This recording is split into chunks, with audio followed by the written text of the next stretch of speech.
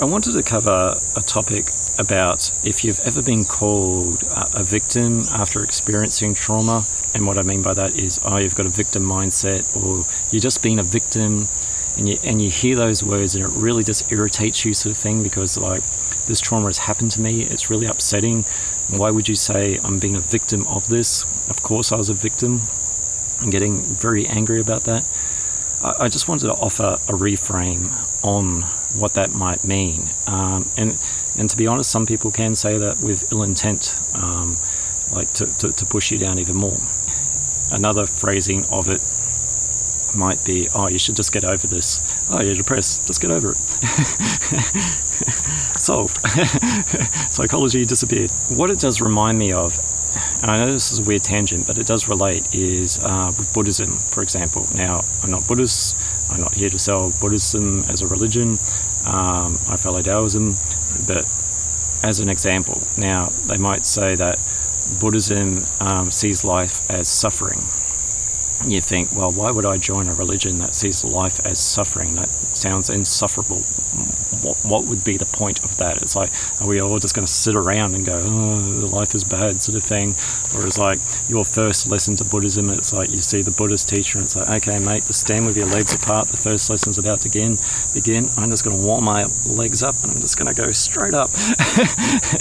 It's like, it's similar to that. It's kind of a misconception, and I'll play into this, because when we are told that we have a victim mindset, we have legitimately been victims of abuse or some form of trauma. There's no denying that. It's happened, it's real, it's affecting our lives, it's making us suffer, it's making us adapt in many different ways to cope, be it workaholic, be it with drugs, alcohol, be it relationship troubles, be it work troubles, whatever it is. We go into something to escape something, to self-soothe, because we've suffered a lot. And when we hear someone that might be saying it as a positive, in the sense of like, I think you might be having a bit of a victim mindset here, Dion. Of course, we don't want to hear that we're victims, because we've already been powerless once before, and we don't want to be told that we're now playing a role of where we're powerless. That can be very upsetting to hear, even though it might be said with good intent. It can be said with ill intent, where it's like a push down sort of thing. It's like, you've just been a victim, just get over it, sort of thing. It's like, you don't need to feel these emotions, sort of thing, which is just more abuse. Now, to reframe it in the sense of where that victim mindset is actually a negative to when you have experienced trauma, it's more about how that is happening internally and internally in the body. Now, normally with a trauma, be it a big T trauma or a small T trauma, like a big event trauma or a collection of traumas, they've normally occurred in the past, but as trauma stores in our body, it actually carries with us long after the event has occurred. Now, when we have experienced a trauma, it can affect our mindset, our thought patterns, and we can keep ourselves in a state of survival, of like perceiving threats, being on the ready, being ready to run, being ready to fight, being ready to curl up in a ball, like muscles getting tight, sort of thing, perceiving that attack, again, that next shouting argument, sort of thing, getting ready for that sort of thing. And we might also perceive the world thinking, like looking out our eyes of like, is that person safe? Is that person safe? Is that person, I don't want to go outside. Or it's like, well, that person reminds me of someone that kind of reminds me of my past. I might feel myself getting angry. And with that habitual cycle of thought pattern, it actually starts to get in that cycle, in that like, this trauma has happened, and now I'm constantly reliving that event, whether I'm aware of it or not, because sometimes our body is more aware than sometimes our well, most times our cognition is the last thing to sense danger. Our body normally senses it beforehand. Now, we might also know how our abuse happened or who the perpetrators were, and we might live in like, well, they did this sort of thing and it was unfair, and it's like they were constantly yelling at me, they were limiting my life, they were doing this. It's like all that stuff, and that person may no longer be in your life, or they may be in your life to some degree, and it can be even with job roles sort of thing. It's like that person was really mean to me sort of thing, and then we carry that into a job sort of thing where none of those people are there, and they might be quite friendly, supportive people, but we're carrying that very bad trauma that happened and that you had to survive through into something else, and we're constantly blaming, we're constantly this person, that person. It's like, and almost reliving the abuse and being victim to that abuse constantly. And where that happens, it starts to limit our life, because a cycle, it's kind of like walking around in a circle sort of thing, and just not actually going in any other direction, just constantly walking around, worrying, getting angry at the people that have hurt us, wearing ourselves out, getting emotionally and physically exhausted, and almost by freeing ourselves, we get off that cycle. Now, where that blame sort of thing, it comes down to like an awareness, like kind of like a first step to like healing ourselves, is being aware that we're actually hurt sort of thing. It's like if you're walking around with a broken leg and everyone's pointing at the broken leg, but you're not wanting to look at that broken leg because it's very hurt, it's causing a lot of suffering. It's not actually going to receive the care that it needs. So we need to bring also an awareness to a certain thought pattern or cycle that we might be caught in. And with that victim mindset, it becomes a cycle of this trauma has happened and I'm reliving that event, and I might be hoping for the perpetrators to pick up the phone and say, I'm sorry, and that somehow gets me off the cycle, or I'm waiting for this next thing to happen, or this next life event, or whatever sort of thing. But we're still cycling, we're still going around, and we're getting weighed down, we're suffering in that. Now, when we bring awareness to something, we can start to change something. And the next probably few words that I'll say might bring also similar feelings of like, I'm not a victim.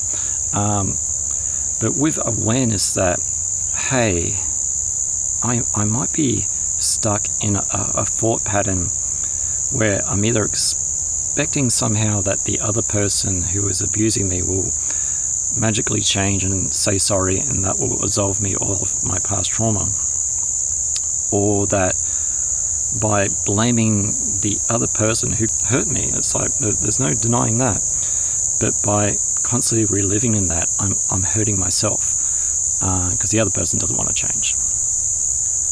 So when we have that awareness, we can start to take what's known as accountability. Now, accountability is different to blame. I really want to make that clear. It's different to blame. Accountability is where, okay, we have an issue, we have a broken leg. I might need to seek some help.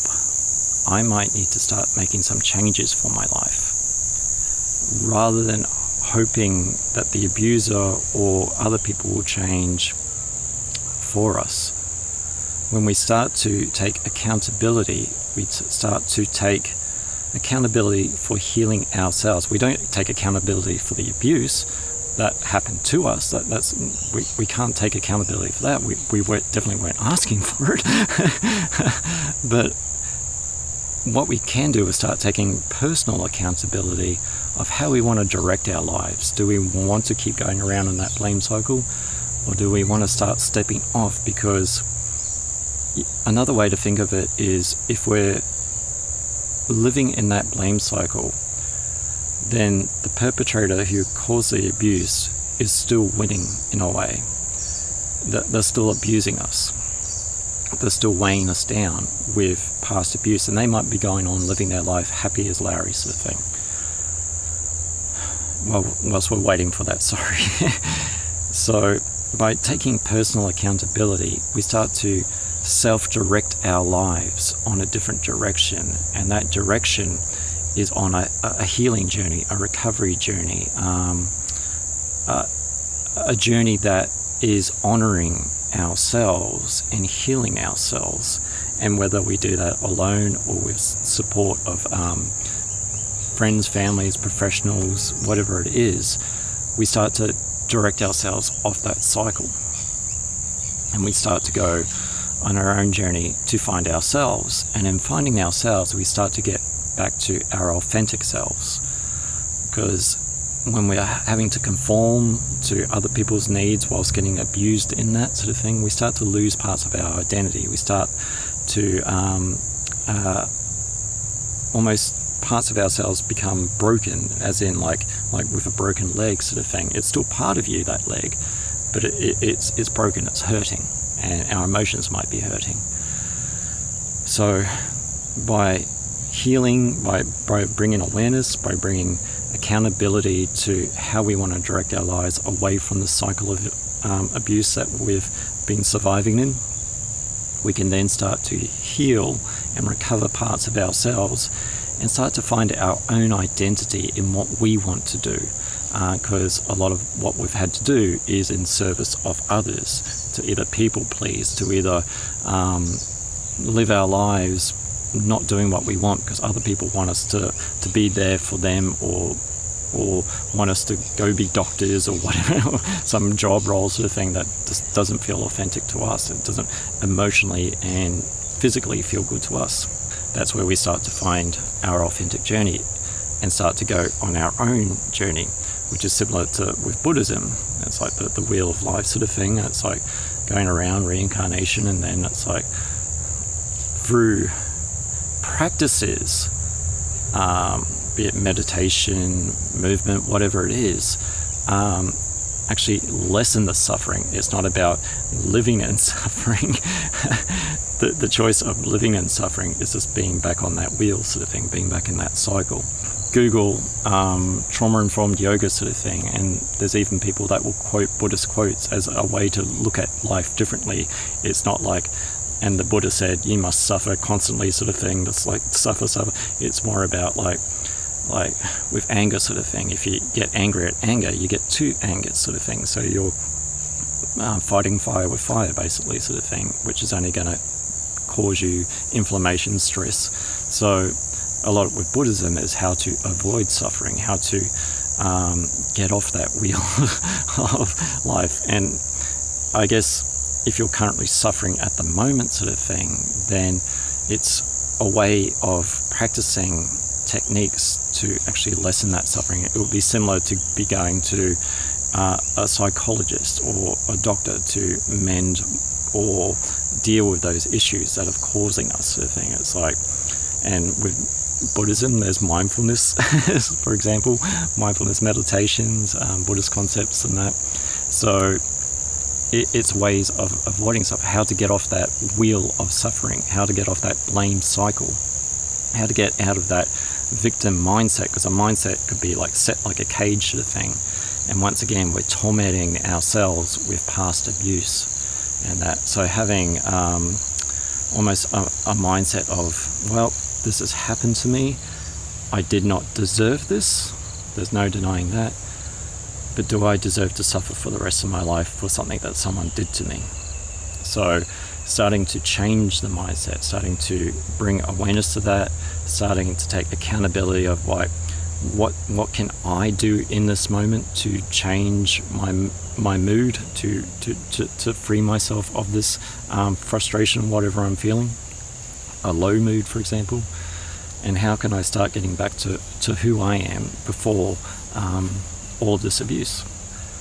So it's a way of looking at it. So it's not you're a victim as in like you're just being a victim of abuse. It's kind of a reframing of we're in a cycle here. So yeah, I'm Dan from Eflowtion Support Services. I hope this was of help to you, and I'll catch you in the next one. Bye for now.